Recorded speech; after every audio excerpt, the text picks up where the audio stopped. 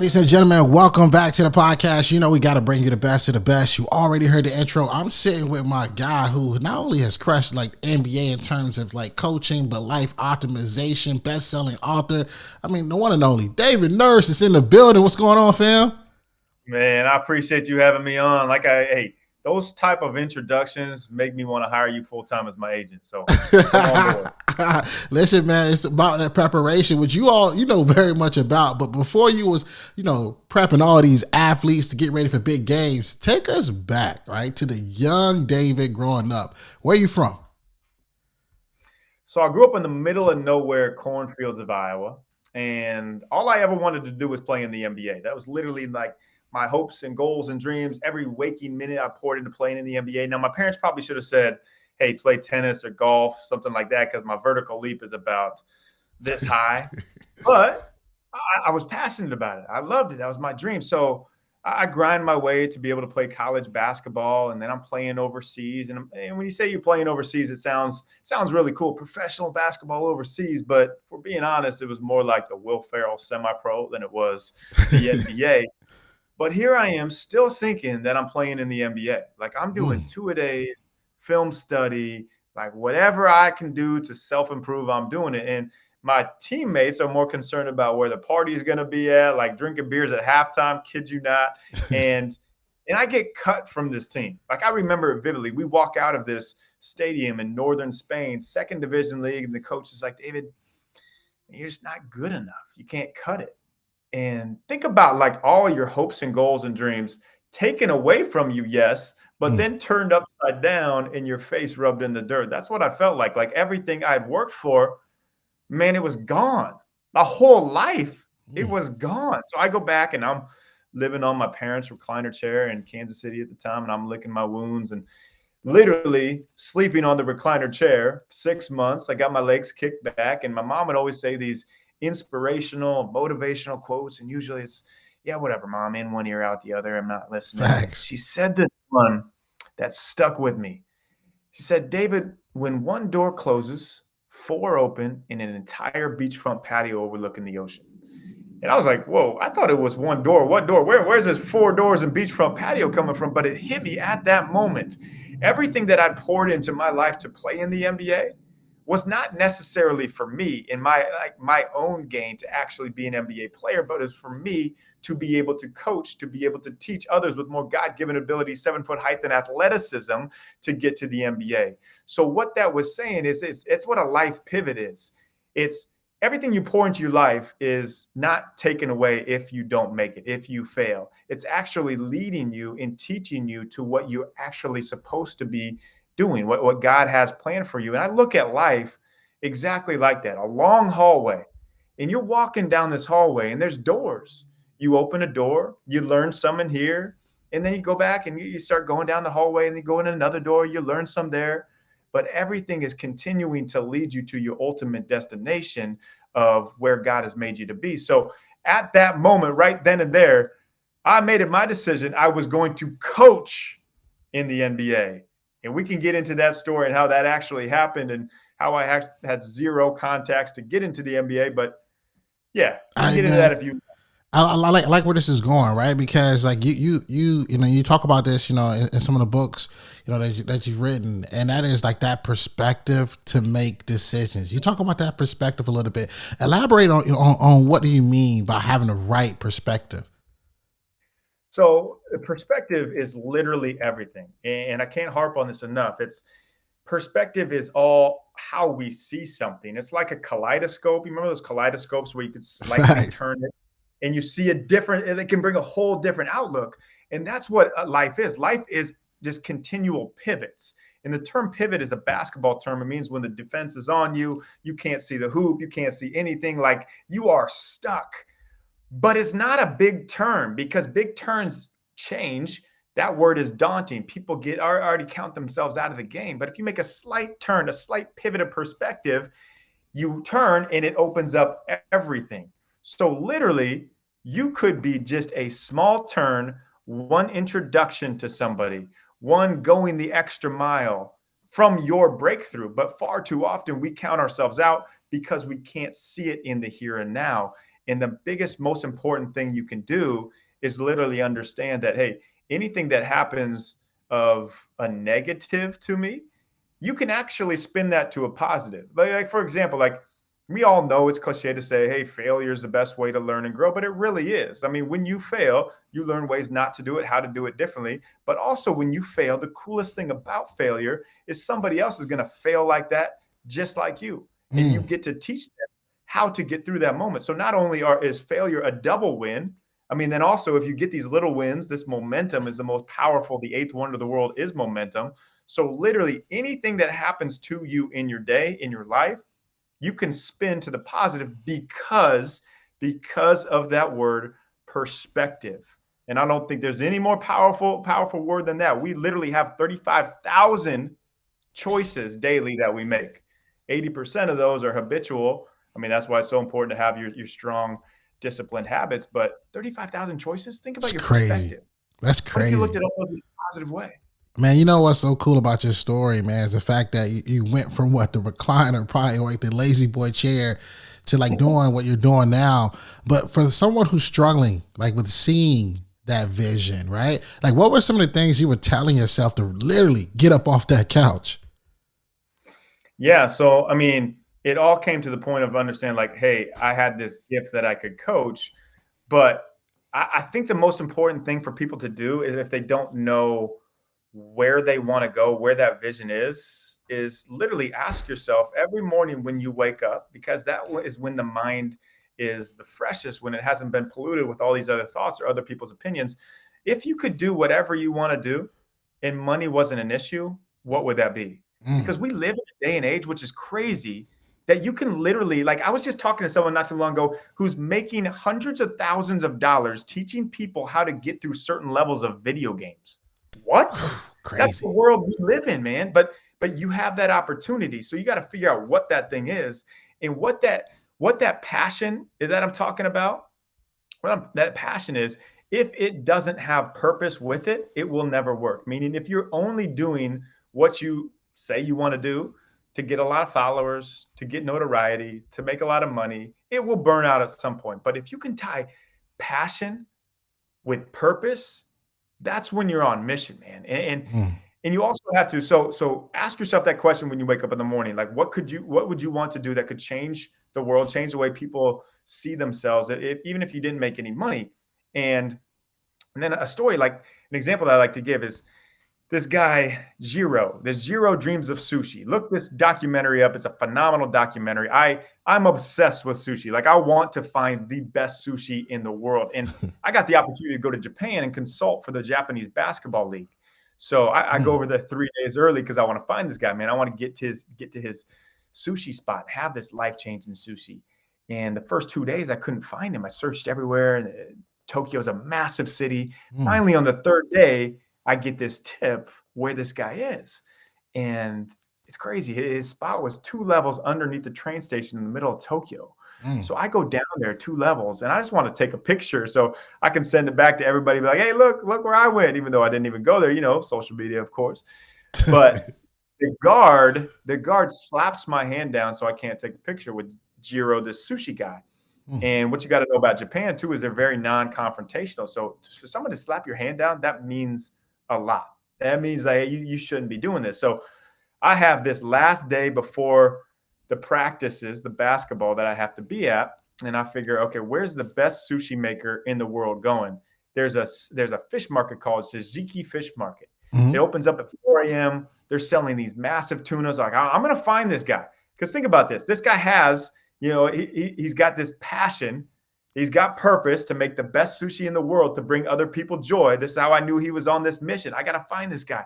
So I have my phone with his picture pulled up on Google, and I'm about 90, 97, 98% sure that I actually was following the right guy. But a lot of those old Japanese guys kind of look similar. So, but I'm there at 4 a.m., man, and I'm following this guy around, and he's going from market to market to market. And it is deep, like it is rows and rows deep That's of the same crazy. stuff. He picks up a fish, he's looking at it, he'll smell it, he'll put it by his ear, he'll listen to it, he'll touch it, like this weird routine, and then he puts it down and he goes on to the next.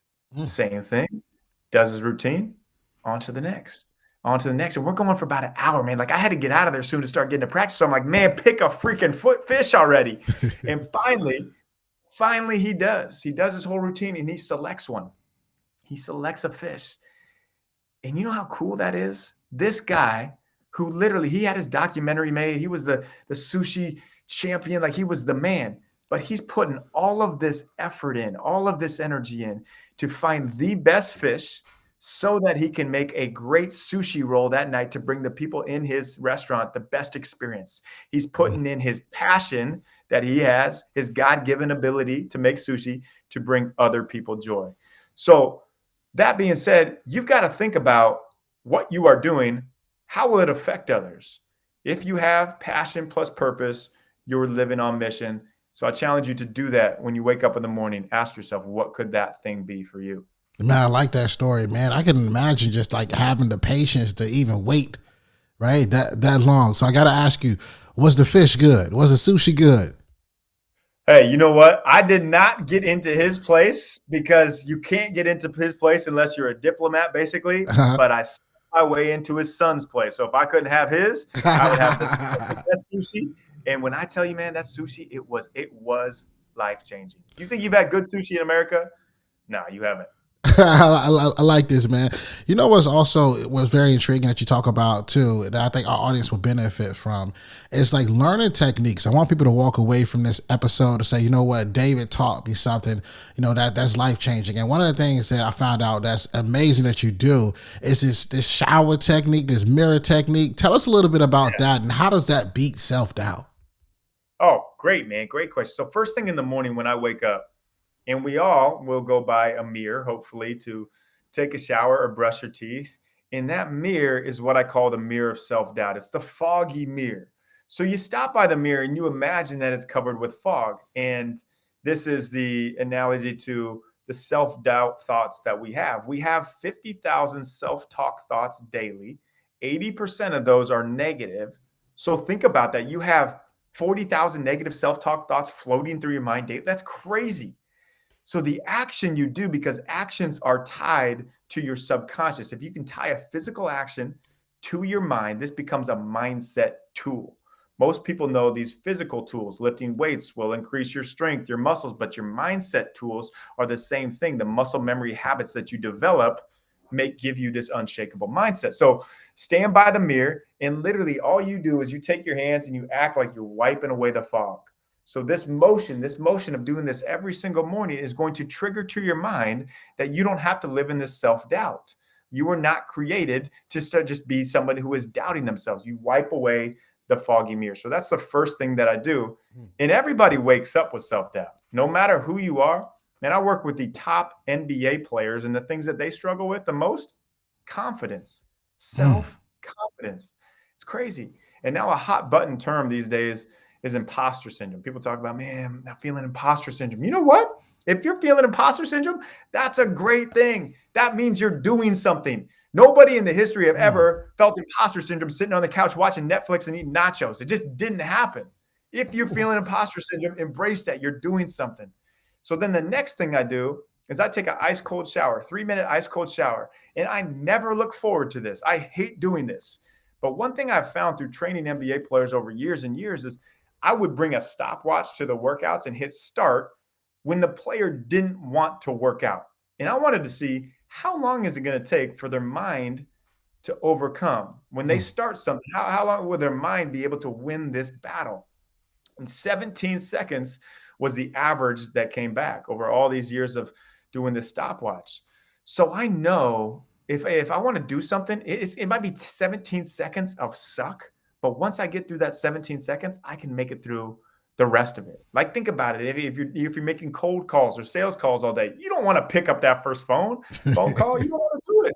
But after you do it, man, you get in a rhythm. Or you go to the gym. You're like, you know what? Today I'm just going to sit in the steam room. Now I'm going to do a couple reps. Once you get into the flow, you get going. So I take this ice cold shower in the first 17 seconds every single day, even this morning. Terrible. Hate it. But I know I can make it through. After that, I'm fine. So it's a mindset tool that I know that I have 17 seconds is all it takes. If I start something, I can make it through. And just having that confidence that, hey, like I can get it through anything if I get through this first 17 seconds. Is very powerful. Man, it's insane. I mean, you're coming right now and giving us just straight value, right? From taking your hands and going across the mirror, from like really saying, I'm gonna hop in this shower for 17 seconds and I'm gonna overcome it. It's things that we can actually apply. I gotta ask you, because a lot of people are saying, okay, I'm understanding these techniques, I'm understanding these strategies, but we want to go back to your story. Like, how does David really get from not just off the couch, but really getting towards the NBA? Because a lot of people get a skill, right? They understand their skill set, but they don't know how to apply it to a certain field. How did you get that opportunity?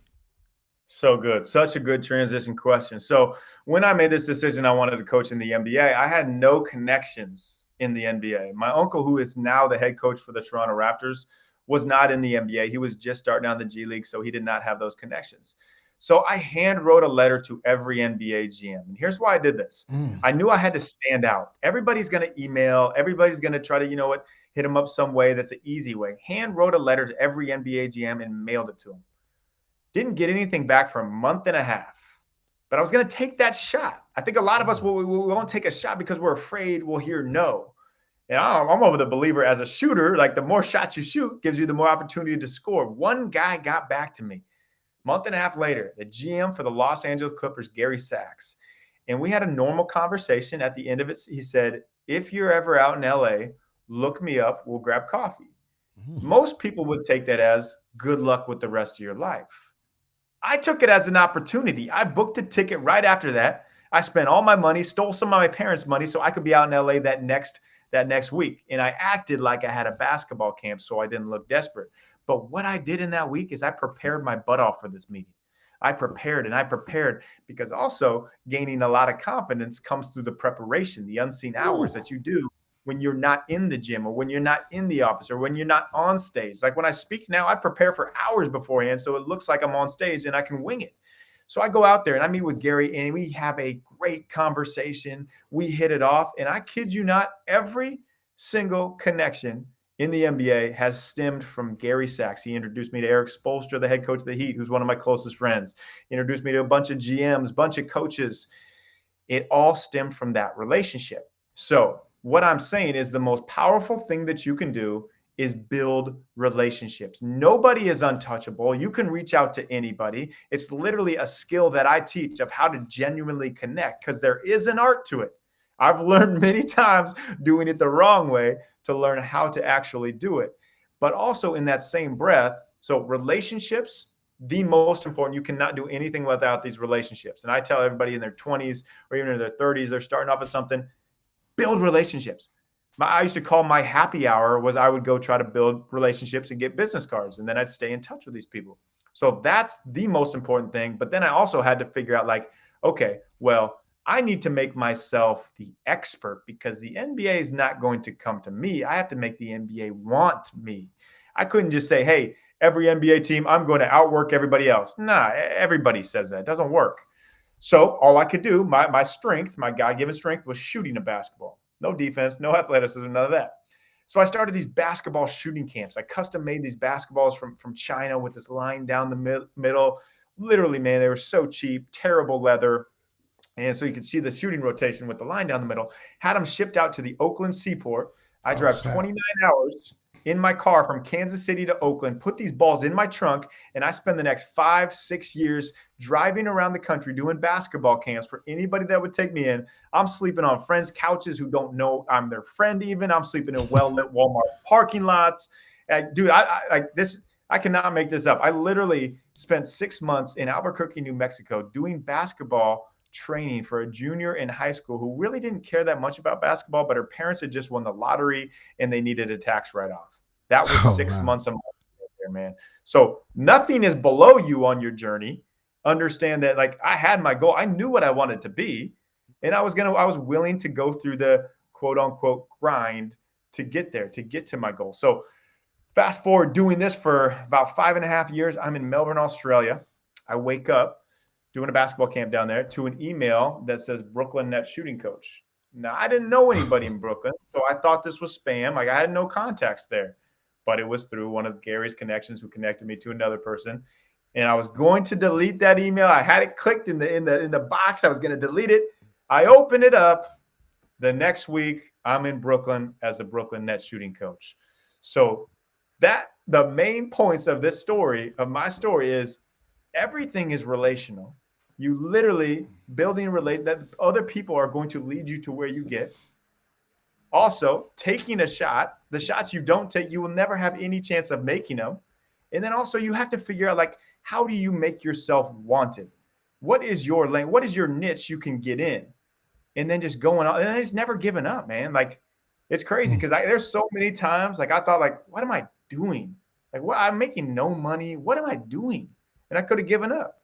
But that's the number one skill people can have, man. Don't give upness. Man, listen, man. You speaking my language now. We talking relationships. You talking about better relationships, and like that, without a doubt, I think having the right relationships and learning how to maneuver, how to keep them, how to build with them changes everything. You know, I'm somebody who's been, blessed enough to be, that's one of my specialties. But there's still ways to learn. One of the books that I read, you might have read this one too. It was called Never Eat Alone. And the cool thing about Never Eat Alone is that it kind of affirmed all the things I was thinking that let me know that I was on the right path. I used to always, every time I'm on a flight, I will pay the extra price to go first class. And the reason behind it, I don't care where we're going. The reason behind it is there's a different type of person who sits in those seats. They're either, they're trying to ride one comfortably. Two, they are probably, establishing some field in some company, or three, they are really trying to network, and I've been able to make amazing relationships even in the air, but being able to communicate with people effectively, by far a huge game changer.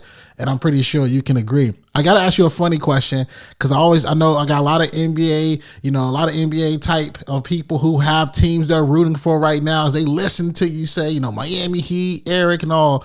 Who has been like I'll let you do a couple. Who have been some of your favorite people that you worked with and coached?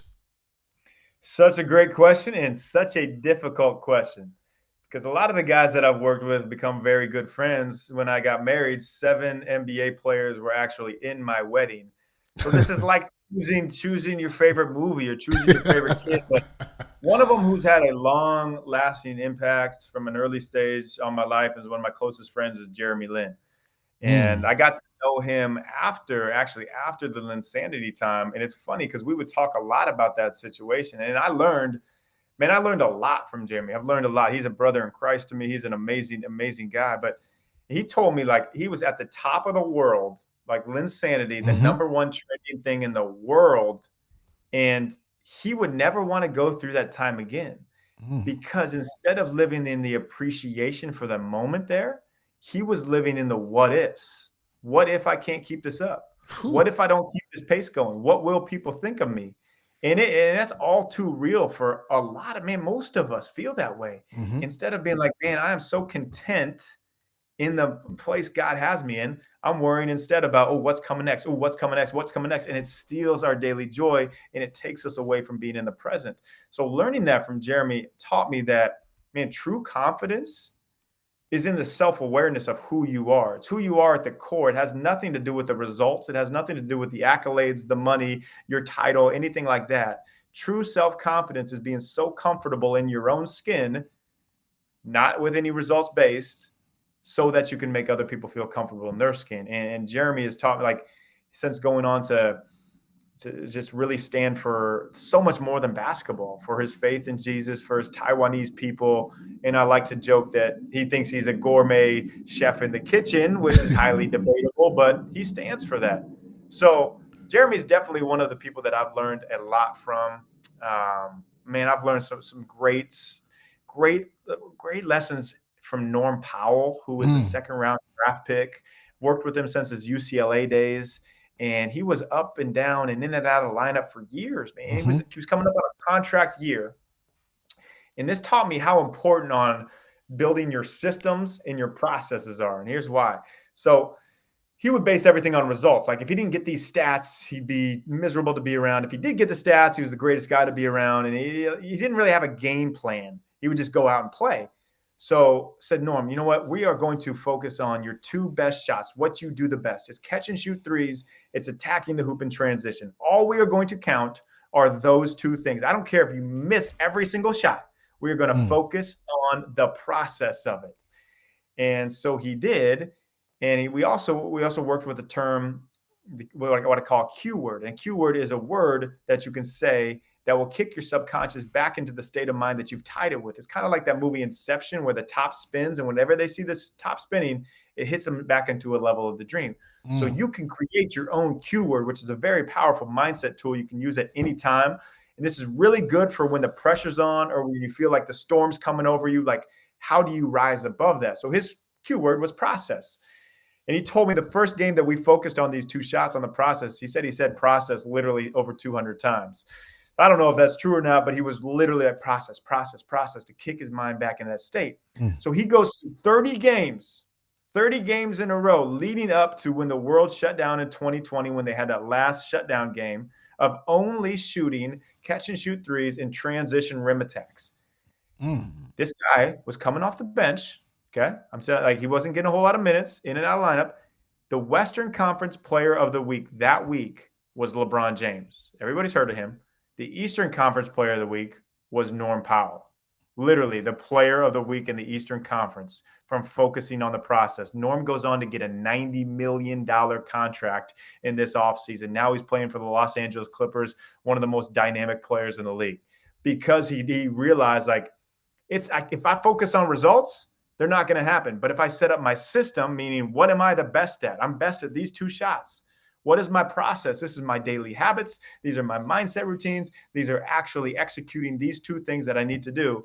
That leads to results. And it's such a great reminder for us in life that if you focus on, hey, I want to make $100,000. I want to make $1 million. I want to be famous. Like whatever your goal is, you're not going to get there if you don't have a system with daily habits of your process.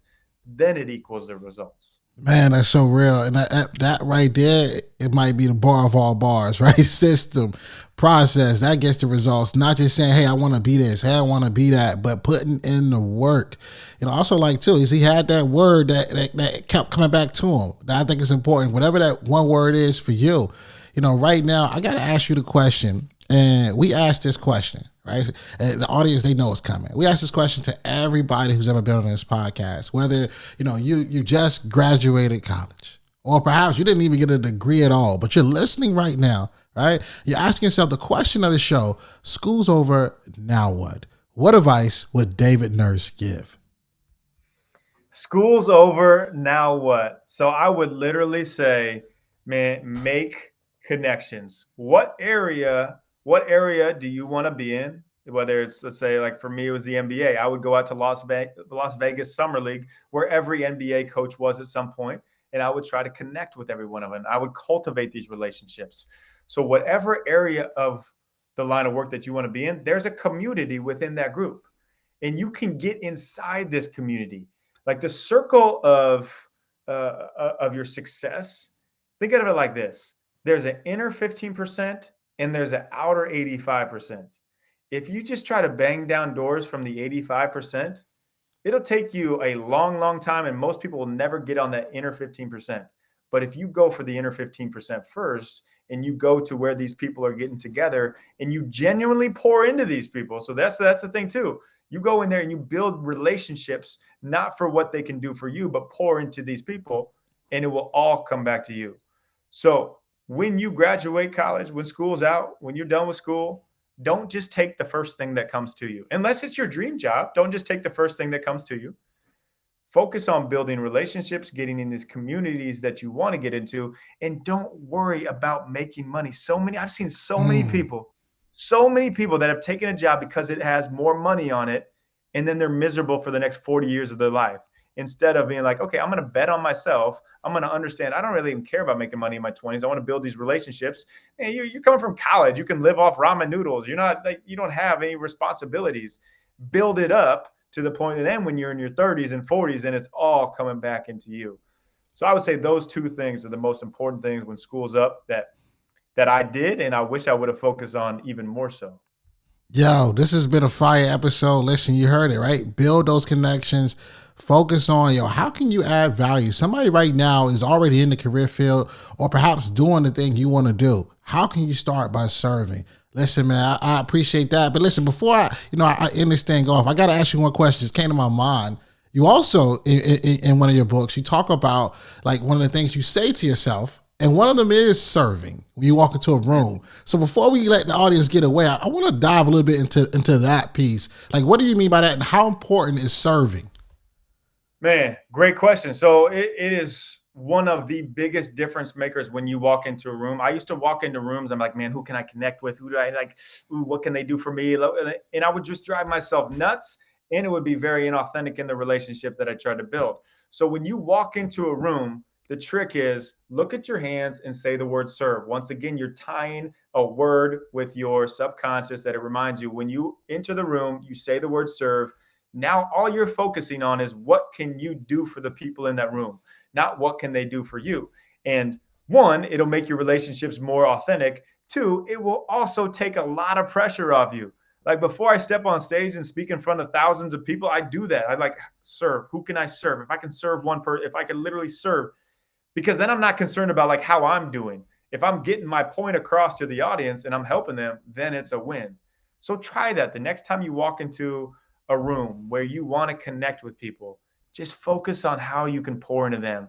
And it's funny how life works, man. If you pour and you pour and you give to people and don't expect it in return, it will eventually all come back to you. Might not be every relationship. You can't keep score like that. But trust me, I've seen it too many times in my own life, in successful people's life. Pour into others, and you will be filled. All facts, man. People want to know more about you, David. Like where can we find you? Just give us all like your social media platforms. Yeah, davidnurse.com. I do a coaching program. I call it the Breakthrough. It's a 3-month intensive where I teach literally every tool like this that can help you on your own roadmap, create your own blueprint, reach your success.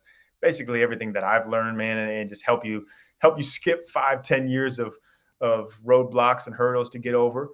So that's at davidnurse.com. Social media is David Nurse MBA, Instagram, Twitter, all that. Trying to get into TikTok. It's one of those things like, I don't know, man. Do we need more social media stuff? But then let's see, podcast, The Art of Podcast, and then anywhere books are sold, you can find Pivot to Go and Breakthrough, and the next book's coming out early next year. Appreciate you, bro. And for those of you that have been listening, always remember, dream it, believe it, go out and get it. Hey, what's up, fam? Thanks for watching. Don't forget, hit that subscribe button, smash that like button. We'll see you next week here at Schools Over Now What. And always remember, dream it, believe it, go out and get it.